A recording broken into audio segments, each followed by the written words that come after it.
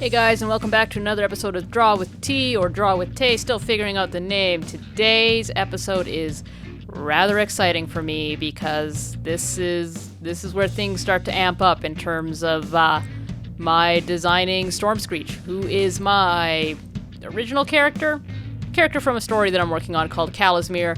Stormscreech is a hippogriff. Well, I guess a griffin. No, hippogriff. Occasionally I might call her a griffin. That's just because I used to call them all griffins in the story, and then I decided, you know what, I should have that distinction between hippogriffs and griffins. So yeah. Anyways, enough babbling. Today things get interesting. I'm really happy with the page I am about to show you guys. I don't want to give too much away, but the art is really good. I'm really proud of it, at least at the time of me recording this. A little bit of color enters the scene, kind of, not really. Stormscreech is a gray character, so, you know, when I say color, I mean we get some gray in there. But yeah, so even like right off here with the sketch I'm doing, I'm instantly happy with this. This page and next episode's page. I don't want to give too much away about next episode's page, but.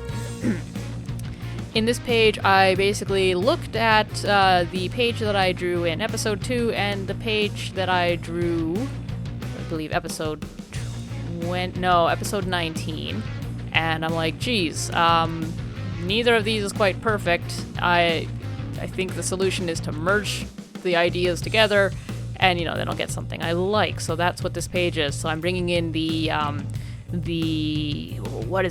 facial composition, the facial makeup that was in episode 2 that I really, really liked, but putting on the markings, the osprey markings that I kind of established in the last episode where I was drawing Stormscreech.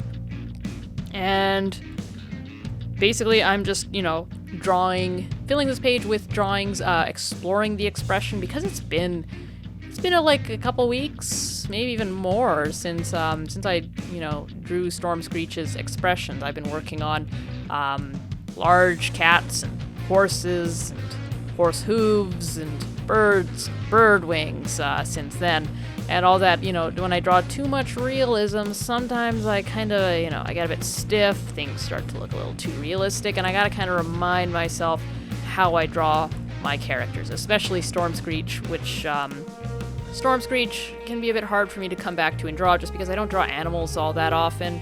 I want to change that though. So yeah, that's what this whole thing's about, is basically getting Stormscreech, to be a really cool looking character, getting myself to be able to draw her consistently, and have nobody think, gee, this person really doesn't know how to draw animals. So yeah, and the crest at the back is back thanks to the ospreys. I know in previous episodes I was thinking of getting rid of it or changing things, and here's that little bit of color I was telling you about. I bring out the yellow and the orange just to establish the eyes, because I realized Stormscreech is basically gray, and I don't think that's really gonna change. I mean, we'll see when I get to color, but for right now I basically imagine her being pretty black and white, other than her eyes being quite striking. Yeah, this page is just me kind of exploring the mix between the page that I did in episode 2 and the page that I did in episode, I believe, 19. Exploring various things like how is the shape of the beak gonna be? How big are the ears gonna be? What position is the crest in the back gonna be? Is there gonna be like a little bit of fluff at the top? How am I gonna draw the eye markings? And just also, exploring a couple variations in expression, markings, just the whole kit and caboodle, basically.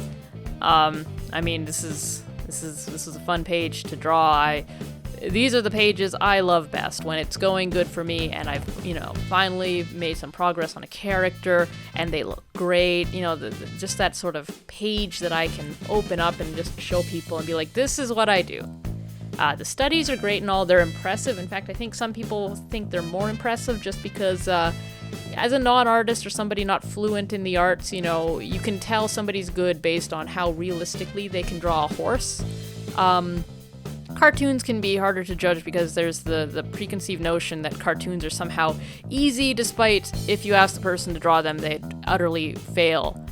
They don't, they just don't understand that it takes as much time to do learn to do cartoons properly as it does any other form of art. But let's not get into that. I quite like what I'm drawing here, this sort of bowed head with the closed eyes. I don't think I've ever really drawn that, and I just wanted to explore the top head design, like the marking at the top of the head, and also just see how I could handle drawing a beak pointed downward, because I think I struggle with animal muzzles, beaks, that sort of thing, but I think I've gotten better. These sketches, I think almost all of them, if not most of them, look quite good, but there's always that rarely used angle that does sneak up on me, and I'm sure a lot of artists are like that. So yeah, here I'm now getting a bit more expressive. I've kind of right off the bat quite liked how the markings are, more or less. I mean, it will shift and change. I'm more interested in getting like the 80% of the character figured out, and then I can decide on the exact width of the stripes or the length of the eye markings a little bit later. But if I can make the beak look good, make the eyes proportions look good, make the character look appropriately scruffy, the general placement of the markings as good, then that's good. Because as I've said before, I got like 20 other characters that I'll have to eventually get through, and I can't afford to perfect one, because inevitably what's going to happen, there's going to be changes in the story. I might draw something cool that changes what I'm writing, changes the world building, and then suddenly bam, I've got to change this cool character, or like just make alterations, or I learn to draw better, or something changes and then I got to go back and change a character. I mean, it's just a lot to juggle, and right now everything's just kind of in that preliminary stage, and I don't want anything to get so far ahead that it's actually means I got to do more work in the future, if that makes any sense. I've never really written anything big like this before, so I'm just kind of bumbling along as I go, enjoying the process as I do. Yeah, just drawing things to kind of accompany that. And I think getting here, I mean, we'll see what the next episodes are. We might actually, I keep saying we. Is that weird? I'll probably be moving into digital, even just for one or two pieces here.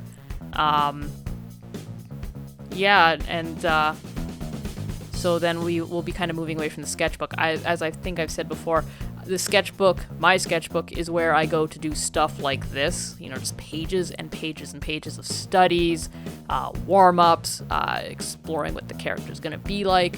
I just find that I prefer paper because, there is no chance of me getting lost in all the control, alt, controlling, deleting, yada yada. Those options, if they're not available to me, I obviously can't take them. So that just means it's me, it's a pencil, a couple colors maybe, and I just have to sort things out, which encourages me to draw more things. Also, I just like doing mass sketches in a sketchbook because I have the page already done. When it comes to digital, it's like I can make this canvas any size I want it to, so what size do I make it? And then very often, I would just forget about the sketch that I did, and even now I'm finding sketches that I did years ago that I've utterly forgotten about. That's part of why I will print out things I do digitally and I'll stick them in my sketchbook, because otherwise I will literally forget them. If they don't go to finish, then they just get forgotten, and that's sad because it means I'll never look at it again, and that might be the work that, where I'm like, oh crap, I knew how to draw this back then and I kind of forgot. Well, let me just reference this and I can get right back into it. That does happen. Actually, it would be nice if I find some time here. I would like to go through my old sketchbooks just to review and see what things I was kind of up to. There was a point in my life when I intimately remembered what more or less all my sketchbooks had in them. I've grown up since then. I've got other things on my mind.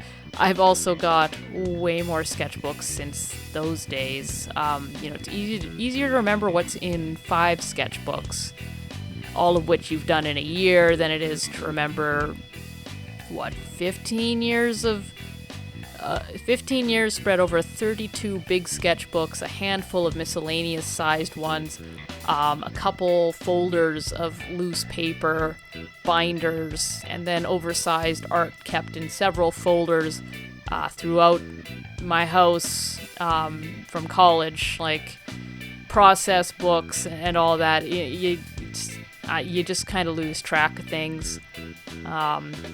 So it can be fun. Sometimes you look at, I look at my own art and I'm like, wow, I didn't know I did this, and I did it well. Yeah. So, there's a tip for you if you've been drawing lots, or, you need some motivation to draw lots. Just draw lots, and eventually you'll forget your art, and you can look back on it and learn some stuff. Or, maybe you're just so good you won't. Yeah, so here we. I keep using the we. Is that weird, guys? Let me know if you have an opinion on that. I don't know why I say we. I just I feel like I'm grabbing you guys and forcing you down on this journey. Like, yes, you are drawing with me. You are experiencing this with me, even though you're probably watching this long after I actually drew it, and then of course I'm recording the audio on a different day that I drew it. I might be editing it on a different day that I did the audio, yada, yada, yada, but the illusion of me being here in the moment is pretty cool with video and art. And what I'm drawing here, I think, is my favorite thing on this whole page. I love how easy it came, and this drawing was a big deal because this one isn't based on a picture. I'm mistaking it for another image that I do elsewhere that's based just on an upper picture of an osprey, and somehow that was enough for me to turn it into a hippogriff, and I was so proud of myself in that moment, because that's what I've been struggling to do. I've been struggling to look at one animal out of 3 that I need to compose this creature and just make magic happen. And this, I believe this pose was more or less from my mind, or inspired from something unrelated, which is to say, like, I don't think this is something somebody else drew that I was drawing as my own character. This is where the color I told you about comes in. So I grabbed a gray pencil crayon just to add that light tone, because couldn't quite achieve it with my HB pencil. And here I'm trying to figure out how I want the mane and the crest to look. Here I kind of like the sort of mohawk look, but if I didn't like the full black on top. And then I thought, what about white? So I left the white and like, well, it's okay. It's got its own problems. Not fully happy with it, but it's an idea. I'll let it stay there. And then I started drawing this very sort of tired looking Stormscreech.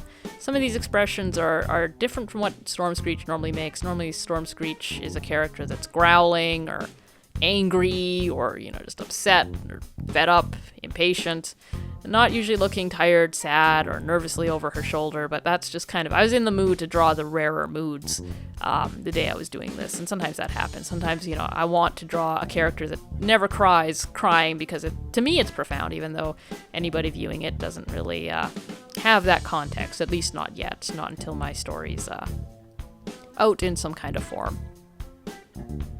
Yeah, I was just very happy with how I was doing the fur, the wings. It's not perfect.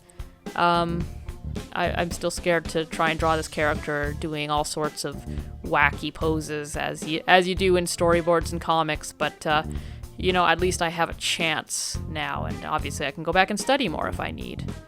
And I decided at this point that since I had already kind of broken out the pencil crayon and was doing that I was going to see that through. And this is the point where I kind of came up with this weird idea, like, what if the crest, the mane, whatever you want to call it, sort of changed colors. It was white on top and then went black near the bottom. And currently, I think I like that. Like, obviously, it might change. You know, nothing's set in stone, but I think that was a good solution to the problem I was having, where I didn't want, for some reason, the full black just isn't what the character is to me, and neither is the full white. So that kind of intermix is I think it's the winner. I think it's the winner, and yeah, this is, man. It's weird to like my own art, but I just gotta be honest. I quite like this page. You know, you gotta love it when you get, you know, one good page out of 10 or one phenomenal page out of 10. Anyways, here I am again filling in the tiny little gaps with some alternate ideas, like, you know, oh, maybe the markings could look like, you know, like this. What I'm gonna do here is I'm gonna fill in both sides of the face, you know, the left and the right, and kind of leave the center sort of unfilled.